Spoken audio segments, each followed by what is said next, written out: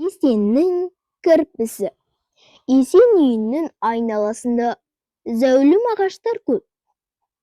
Бірінде алма, бірінде алмұрт, тағы біреуінде моншақтай қызыл шие, уылжыған өріктер өсіп тұр.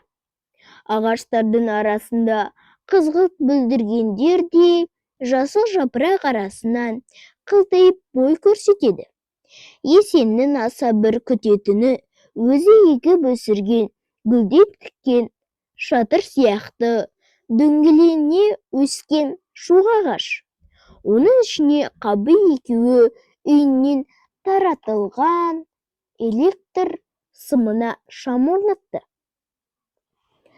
Түнде оны жағып екеуі сабаққа дайындалады. Есеннің асыранды кірпісі электр шамы жанған кезде ағаштың арасынан шығып, жаздық күркедегі кереуеттің астына кіріп кетеді.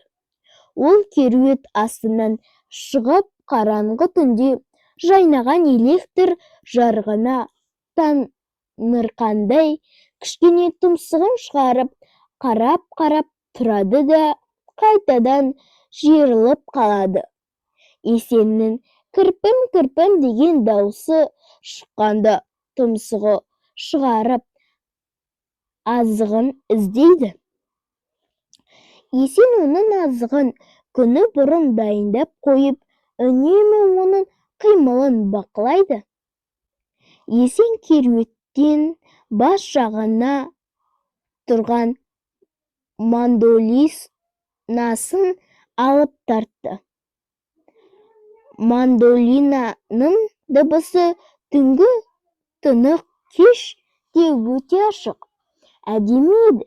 Біраздан соң кірпі домалап кереуеттің астына шықты да дыбысты аңғарып тура Есеннің алдына келді. Сөйтті де әуенді анық тыңдағысы келгендей тұмсығын сәл көтеріп аз тұрды. Кітап оқып отырған Қаби басын көтергенде, «Мына кірпінің тыңдап тұрғанын қарашы, әуен ырғағын сезеді өзі», деді Есен күлімсіреп.